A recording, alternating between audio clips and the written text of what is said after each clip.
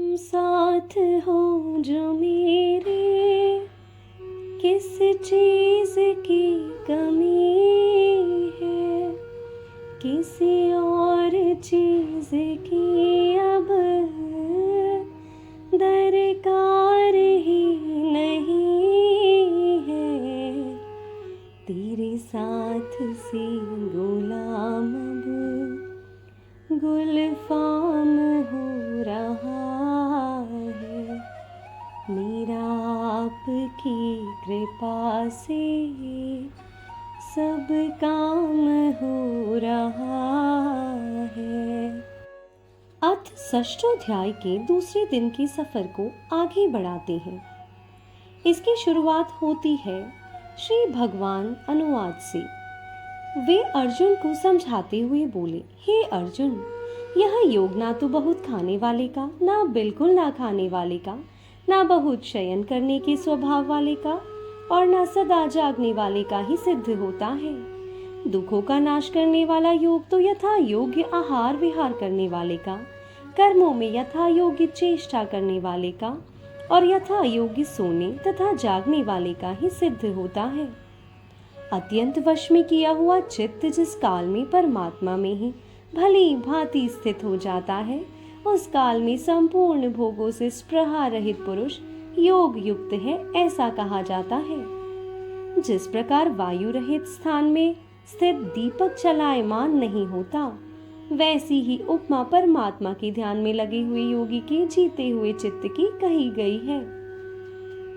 योग के अभ्यास से निरुद्ध चित्त जिस अवस्था में उपराम हो जाता है, और जिस अवस्था में परमात्मा के ध्यान से शुद्ध हुई सूक्ष्म बुद्धि द्वारा परमात्मा को साक्षात करता हुआ सच्चिदानंदन परमात्मा में ही संतुष्ट रहता है, इंद्रियों से अतीत केवल शुद्ध हुई सूक्ष्म बुद्धि द्वारा ग्रहण करने योग्य जो अनंत आनंद है, उसको जिस अवस्था में अनुभव करता है और जिस अवस्था में स्थित यह योगी परमात्मा के स्वरूप से विचलित होता ही नहीं, परमात्मा की प्राप्ति रूप जिस लाभ को प्राप्त होकर उससे अधिक दूसरा कुछ भी लाभ नहीं मानता, और परमात्मा प्राप्ति रूप जिस अवस्था में स्थित योगी बड़े भारी दुख से भी चलायमान नहीं होता, जो दुख रूप संसार के संयोग से रहित है तथा जिसका नाम योग है, उसको जानना चाहिए।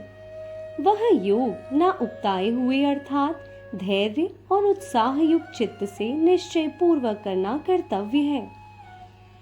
संकल्प से उत्पन्न होने वाली संपूर्ण कामनाओं को निशेष रूप से त्याग कर और मन के द्वारा इंद्रियों के समुदाय को सभी ओर से भली भांति रोक कर क्रम क्रम से अभ्यास करता हुआ उपरति को प्राप्त हो तथा धैर्य युक्त बुद्धि के द्वारा मन को परमात्मा में स्थित करके परमात्मा के सिवा और कुछ भी चिंतन ना करे। यह स्थिर ना रहने वाला और चंचल मन जिस जिस शब्दादि विषय के निमित्त से संसार में विचरता है, उस विषय से रोककर यानी हटाकर इसे बार बार परमात्मा में ही निरुद्ध करें।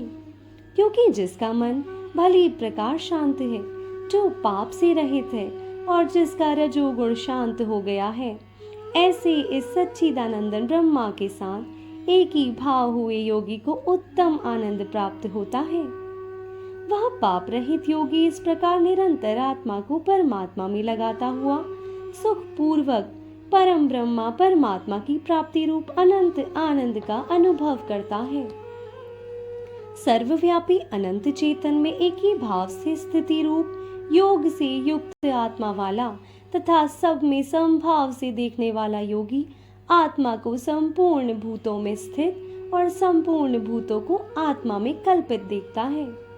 जो पुरुष संपूर्ण भूतों में सबके आत्मरूप मुझ वासुदेव को ही व्यापक देखता है और संपूर्ण भूतों को मुझ वासुदेव के अंतर्गत देखता है, उसके लिए मैं अदृश्य नहीं होता और वह मेरे लिए अदृश्य नहीं होता। जो पुरुष एक ही भाव में स्थित होकर संपूर्ण भूतों में आत्म रूप से स्थित मुझ सच्चिदानंदन वासुदेव को भजता है, वह योगी सब प्रकार से बरतता हुआ भी मुझ में ही बरतता है।